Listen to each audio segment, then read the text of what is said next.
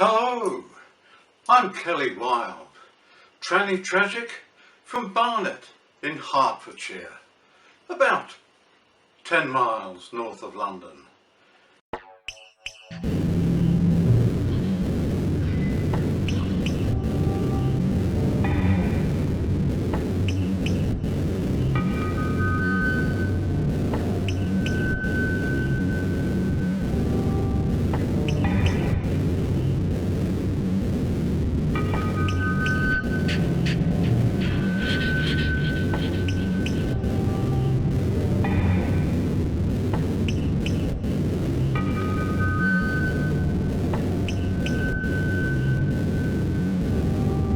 Now, you can probably tell by the look of my t-shirt which era I represent.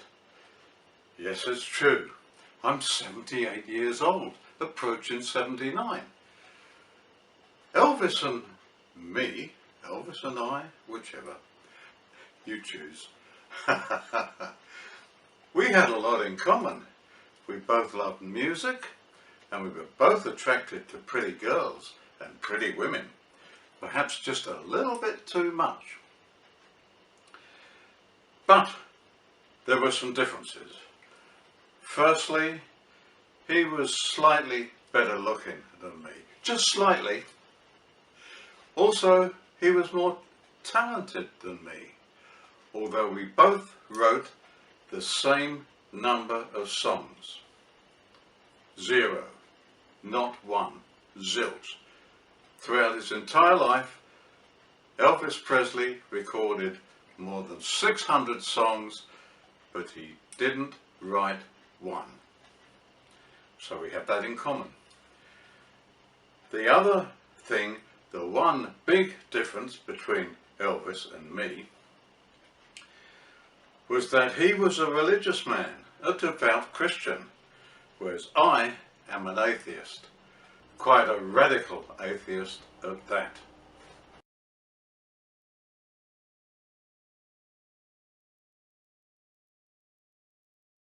How come I'm an atheist? Well, it just so happens that I don't worship mass murdering, sadistic deities. I just don't get along with them.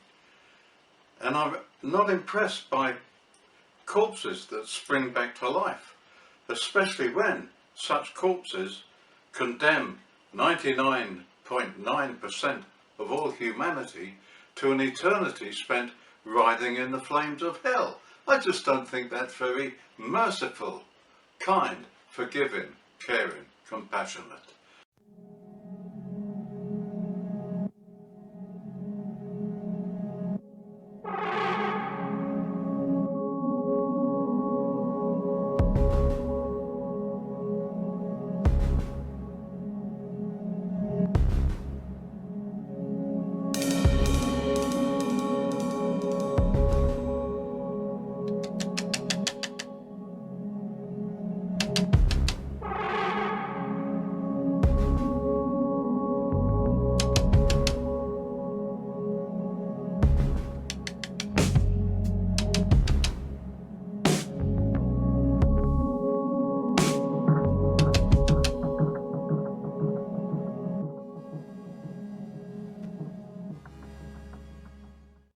Perhaps you're one of the 0.1% who's going to go to heaven.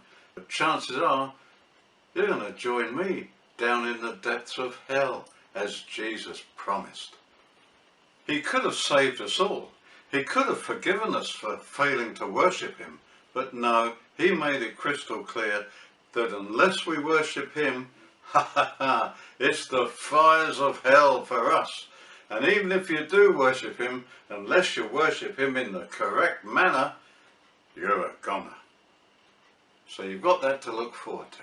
My job, as I see it, during the last year or two of my life, is to expose the Bible as a complete fraud, a cruel, hideous, ghastly and sadistic fraud. And that's what my videos are all about. There'll be 25-30 of them in all. before you switch off, before you get bored, before you disappear, I'll make a promise to you. And here it is. If you watch my videos, you will learn more about the Bible than any Christian you're ever likely to meet. That's my promise to you, and you can hold me to it starting from this video today. First, a wee bit of history. No, don't run. This isn't about King Arthur and the Round Table. It's not about King Alfred burning the cakes. It's not about King Henry chopping the heads off his wives. No, this is about how I became an atheist. Back in the 1980s, early 1980s, I was lucky enough to meet Dr. Madeleine Murray O'Hair, founder of American Atheists.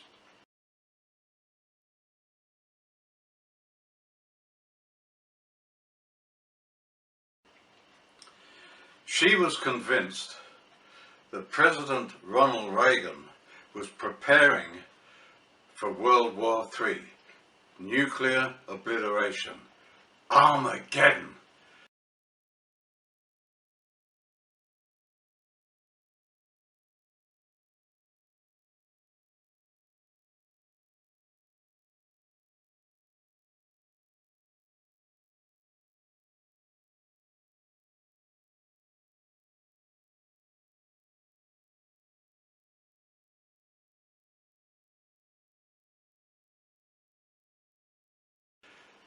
When all the born-again, rah-rah-rah evangelical Christians would be raptured into the sky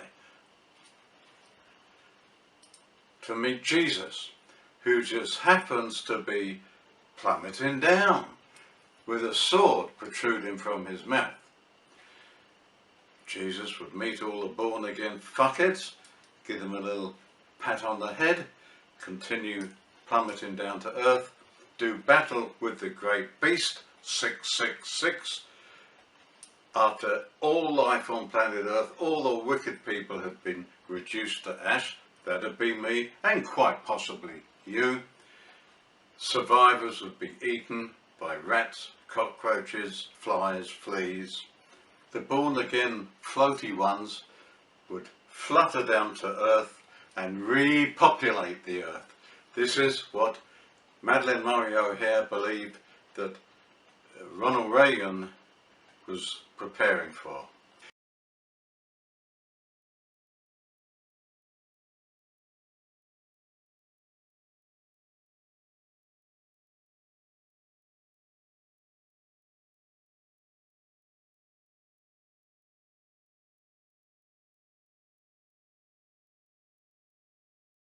When President Reagan actually met Gorbachev, the two men got on really well. And so after that, Reagan no longer railed on about the evil empire that he was going to destroy and all this sort of masculine macho bullshit. You know, things sort of simmered down somewhat. And yet, trust me, there have been numerous occasions when we've come within a hair's breadth of nuclear war. And everybody forgets that. Well, they don't even know about it, let alone forget it. They remember the Cuban Missile Crisis, and they think, well, we got over that, therefore we'll get over everything. Fingers crossed. Around about this same time, I published a sex magazine. Yes, I did. Sex. Ooh.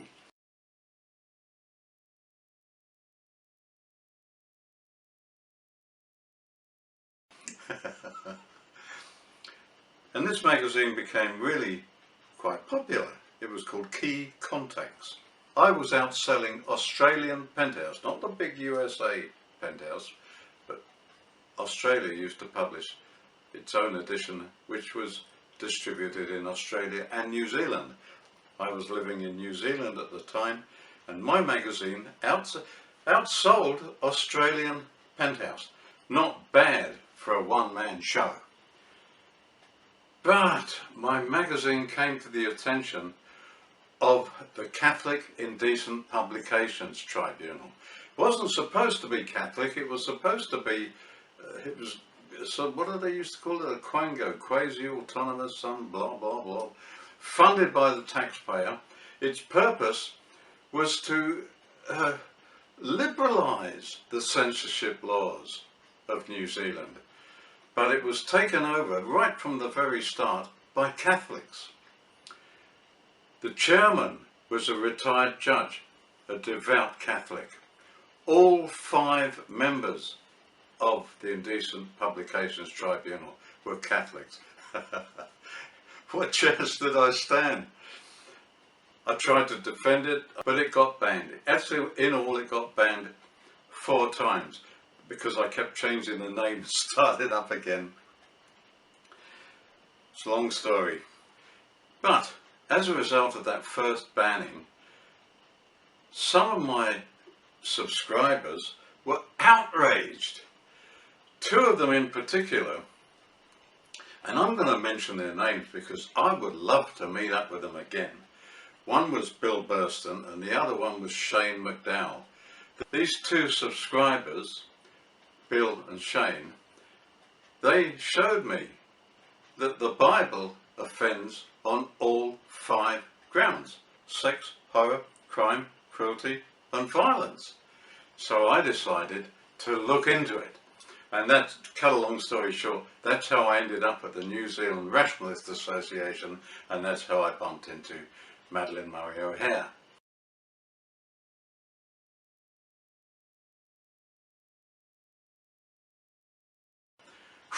Long story, I've cut it short. Hope I haven't bored you to tears. I decided to study the Bible for myself.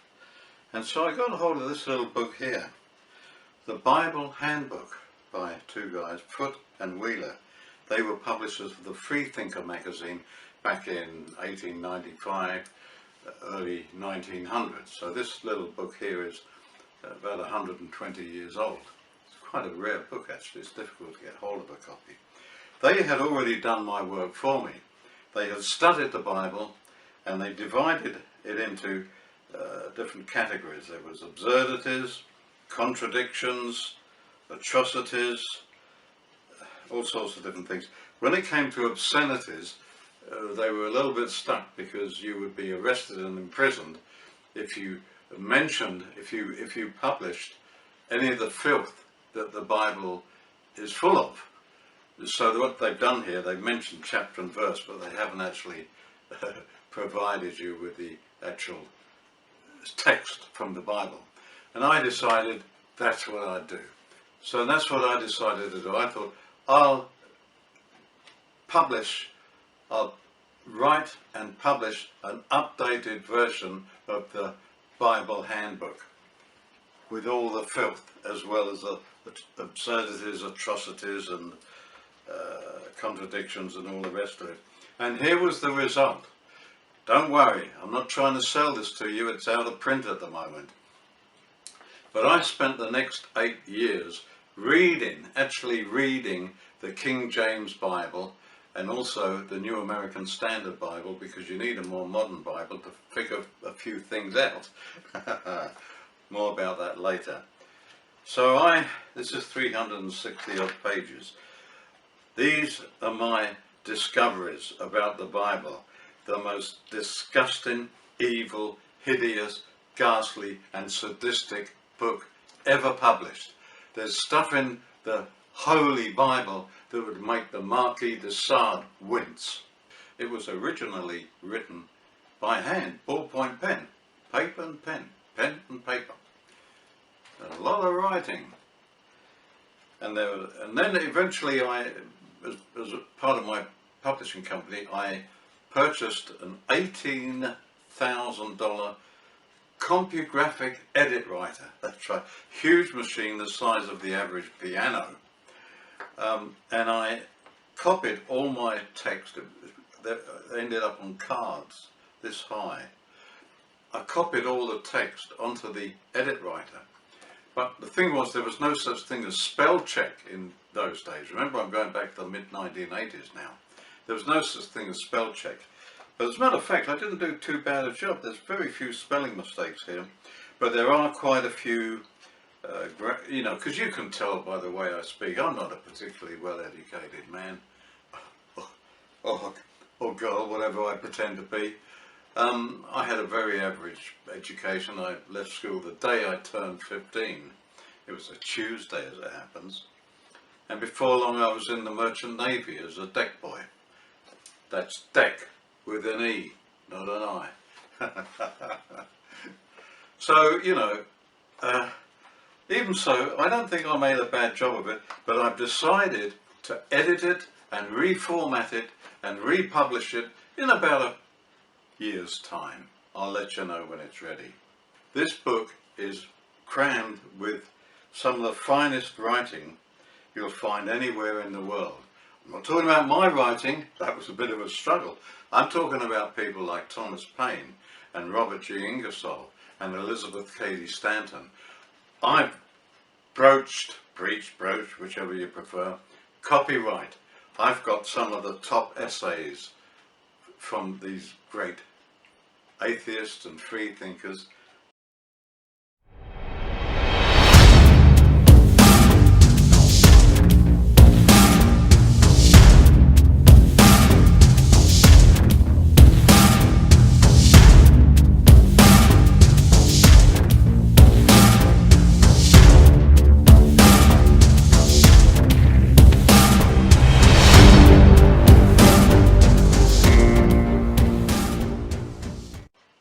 I've got them in this book, therefore no publisher will touch it with a barge pole. It has to be like home published, whatever you call it, because otherwise it'll never see the light of day. Also, in this book there are some of the most ghastly and hideous illustrations you've ever seen in your life. There are other books on the market critical of the Bible, and a few of them are illustrated.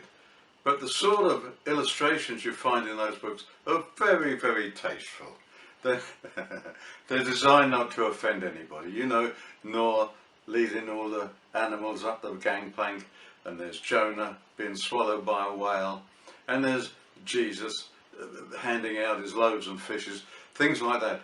The illustrations in my book were mostly done by a very talented New Zealand artist called Dino.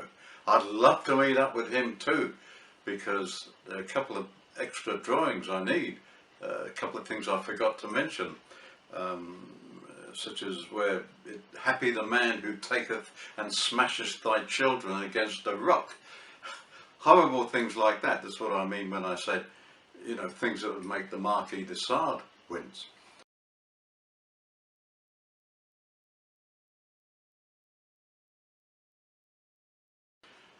I need illustrations of that. I've already got 20 or 30 absolutely terrifying, horrible, absolutely ghastly and hideous. I keep using those two words, but I can't think of a better one.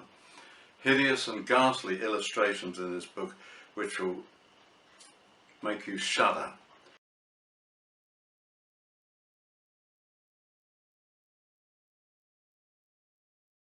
And I need a couple more. So if you're out there, Dino, if you see this, I'll show you how you can contact me. There's no other book like this on the planet. I'm pretty confident of that, and I've been looking for quite a long while. No one has ever dared do what I've done in this book. I've broached copyright, I've illustrated it in such a way that sends shudders down the backs of whoever reads it. Christians, atheists, agnostics, whatever. There's only this one book. It'll be another year before you can get hold of a copy. How frustrating! As for my videos, I've struggled trying to figure out the best way to go about this. I've already tried several different ways and deleted it. Here's what I've decided to do. I'm going to send up the Bible to the max.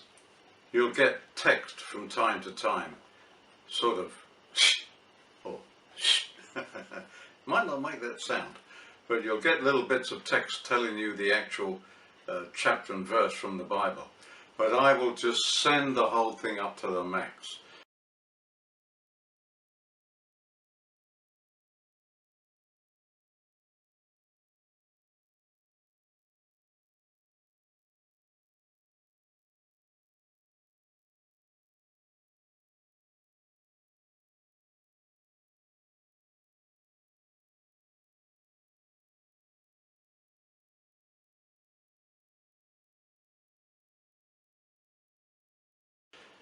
I'll talk about God, but you know, that's just to save me saying, according to the Bible and according to the belief some people have in it. I'm not going to go on like that.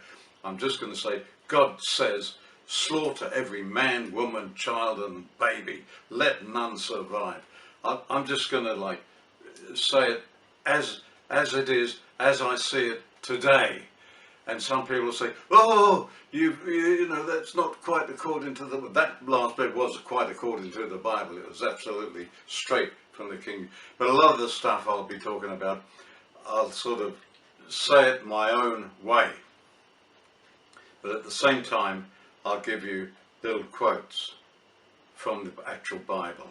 Mostly I'll use the King James Bible, but sometimes, because some things are so difficult to understand, I'll quote from a later Bible, because they're discovering more about ancient languages all the time.